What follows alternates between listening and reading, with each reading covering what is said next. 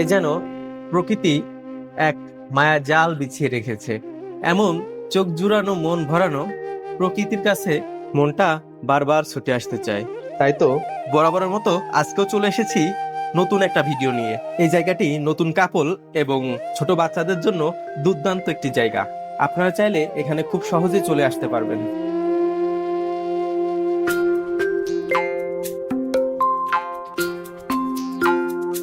এই জায়গাটির নাম ১৩ মুখ। এখানে আসতে আব্দুল্লাপুর থেকে সিএনজি অথবা অটোরিকশায় চলে আসতে পারবেন। অটোরিকশায় আসতে ৩০ থেকে ৪০ টাকা পর্যন্ত ভাড়া লাগতে পারে।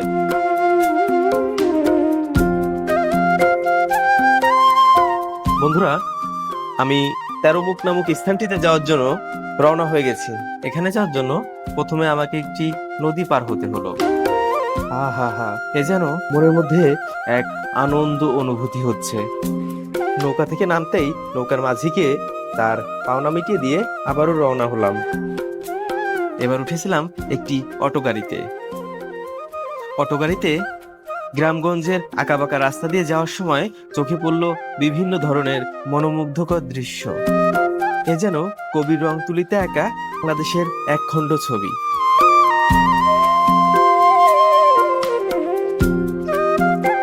অবশেষে পৌঁছে গেলাম আমাদের কাঙ্ক্ষিত স্থানে। আস্তে আস্তে এখানকার সম্পূর্ণ দৃশ্যপট তুলে ধরবো।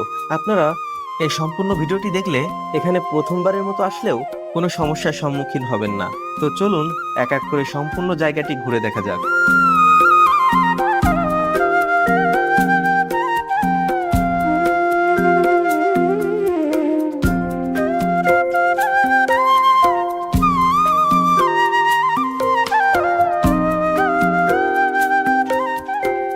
এখানে রাস্তার ডান পাশে কয়েক ঘর যাযাবর পরিবার এসে ঘর বেঁধেছে। তারা সময় ও সুযোগ বুঝে আবার অন্য কোথাও গিয়ে ঘর বাঁধবে। আমি এই মুহূর্তে যেখানে অবস্থান করছি, আমার পেছনে এবং সামনে দুই পাশে দুইটি ব্রিজ রয়েছে। আমি এই দুইটা ব্রিজের মাঝামাঝি অবস্থানে দাঁড়িয়ে আছি। পরবর্তী ব্রিজে ওঠার আগেই দেখতে পেলাম রাস্তার বাম পাশ দিয়ে ছেলে মেয়ে এবং ছোট বাচ্চাদের জামা কাপড় বিক্রি করা হচ্ছে। জায়গাটা নিচে গিয়ে খুব দেখতে ইচ্ছে করলো, তাই আর দেরি না করে চলে গেলাম।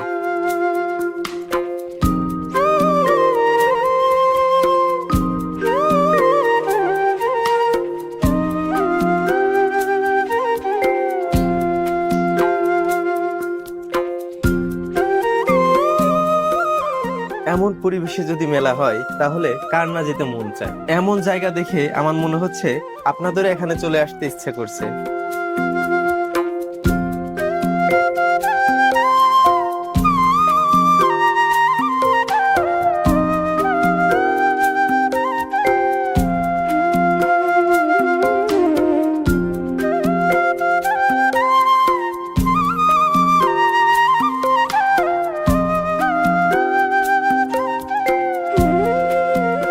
এই দোকানের পিছন দিয়ে নদীর পানি চলে এসেছে, আবার সেই পানিতেই রাখা আছে নৌকা।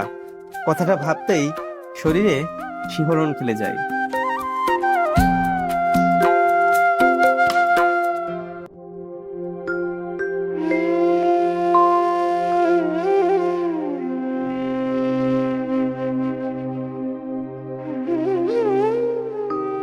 এখানে দেখতে পেলাম কয়েকজন পেশাদার দর্শনার্থীবাহী নৌকার মাঝি, যারা এখানে ভ্রমণ করতে আসা দর্শনার্থীদের ভ্রমণ আরো আনন্দদায়ক করে তোলে।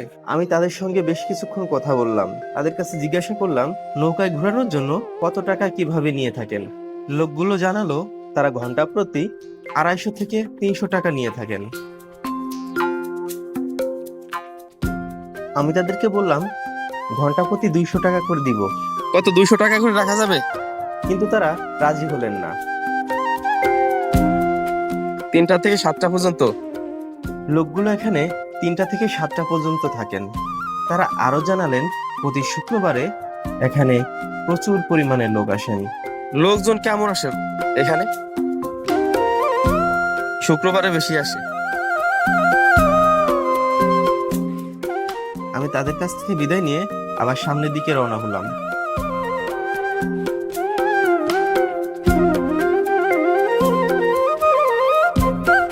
এই হাট কি প্রতিদিন বসে? প্রতিদিন বসে? আজকে রবিবার। আচ্ছা। আমি এই লোকটির কাছে জিজ্ঞাসা করতে এই লোকটি জানান এই হাট শুধুমাত্র রবিবারের দিনেই বসে। এই জায়গাটি রাতের বেলায় কেমন জাঁকজমক হয়ে ওঠে তা আপনাদেরকে ফেরার পথে দেখাবো।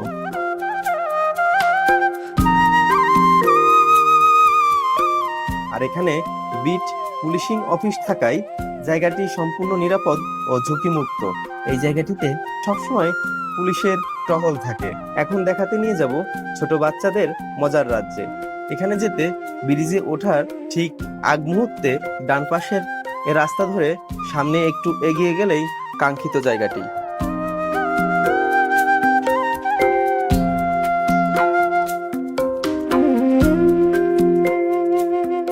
এখানে আসতেই দেখতে পেলাম বেশ কয়েকটি ছোট ছোট বাচ্চা, তারা এখানে খুব মজা করছে। কথায় আছে যার স্থান যেখানে সে থাকবে সেখানে।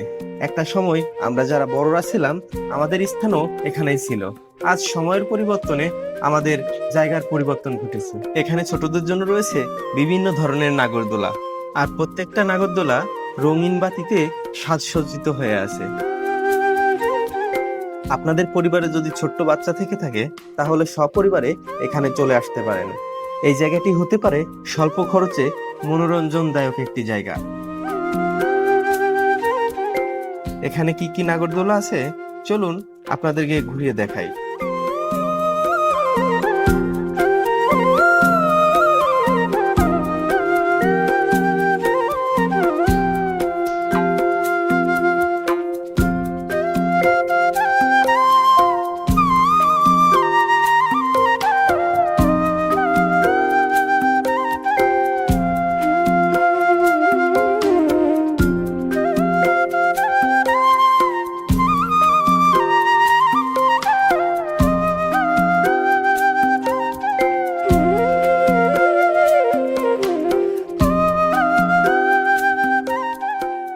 এই লোকটি রিমোট কন্ট্রোলের সাহায্যে নৌকাটি পরিচালনা করছে।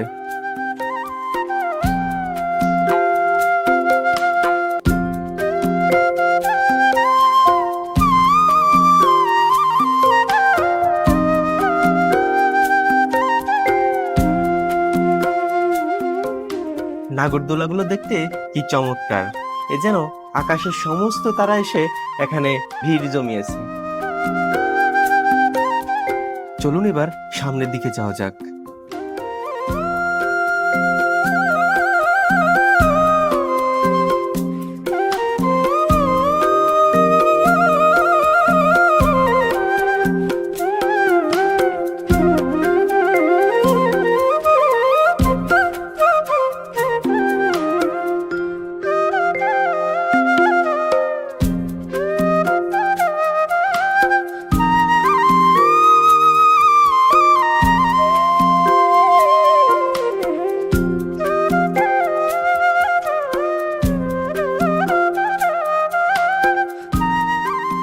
এটা ছিল এক বিশাল আকারের বালুবাহী ট্রলার।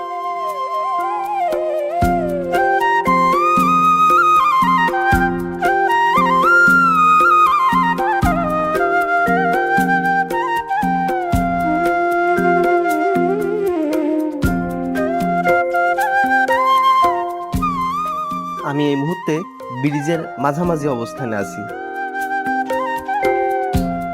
এখান থেকে নদীটি সোজা হয়ে অনেক দূর পর্যন্ত চলে গিয়েছে, যার কিছুটা অংশ ক্যামেরা বন্দী করতে পেরেছি।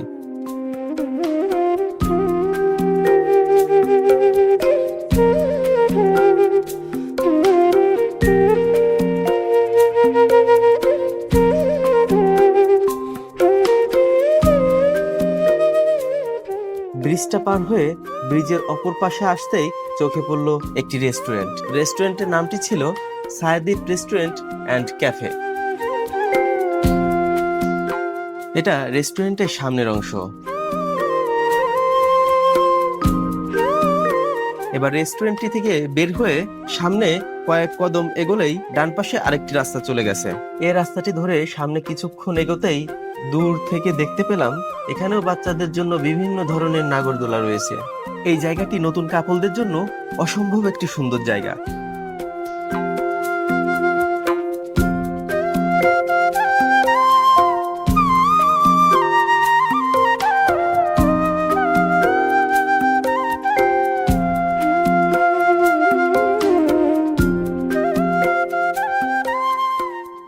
চলুন এবার আমরা আগের রাস্তার দিকে ফিরে যাই।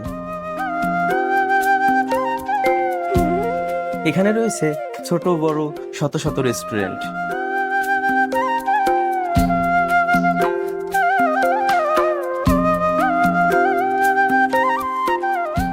এই রেস্টুরেন্টগুলোর মধ্যে ছায়াদ্বীপ, স্বপ্ননীত ও আবার খাবো রেস্টুরেন্টটি অন্যতম।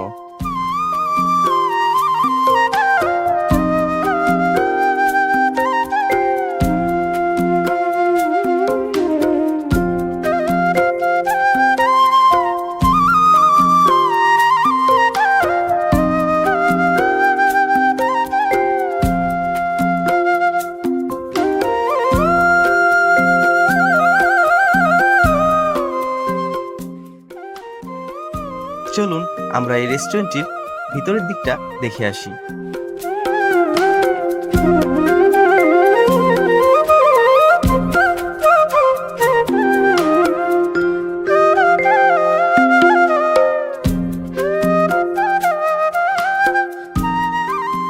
স্বপ্ননীর ও আবার খাবো রেস্টুরেন্টটির ভিতরের অংশটি ছিল অসম্ভব সুন্দর। আরেকটি গুরুত্বপূর্ণ বিষয় হচ্ছে এখানে ফ্রেশ হওয়ার জন্য ওয়াশরুম রয়েছে।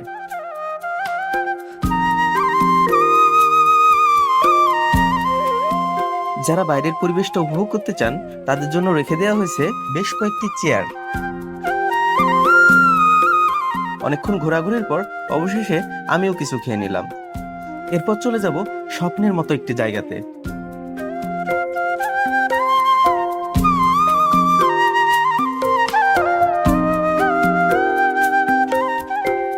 এখানে ঘুরতে আসা সবগুলো জায়গার মধ্যে এটি সেরা ছিল। এ যেন ক্যামেরা বন্দি এডিট করা কোনো ছবি।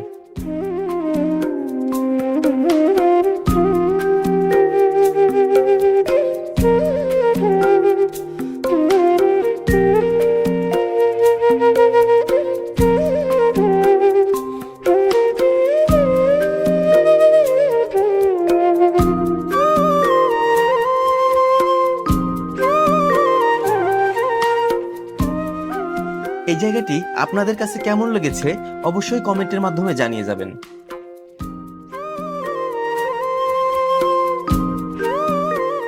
এখন আমার বাড়ি ফেরার পালা। ফেরার পথে দেখলাম একটি লোক গ্রাম এলাকার টাটকা শাকসবজি ও পাকা তাল বিক্রি করছেন। যত সময় করা ছিল সন্ধ্যার আবছায়া অন্ধকার যেন লাল টকটকে সূর্যটাকে ধীরে ধীরে গ্রাস করে ফেলছিল।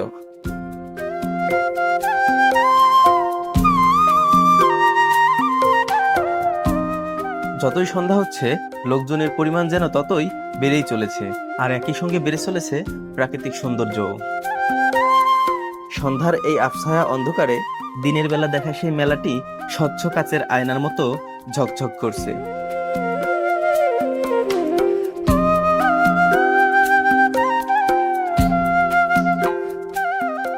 ভিডিওটি আর না বাড়িয়ে চলুন এখানেই শেষ করা যাক। ভিডিওটি যদি আপনাদের ভালো লেগে থাকে তাহলে লাইক, কমেন্ট, শেয়ার ও সাবস্ক্রাইব করতে ভুলবেন না।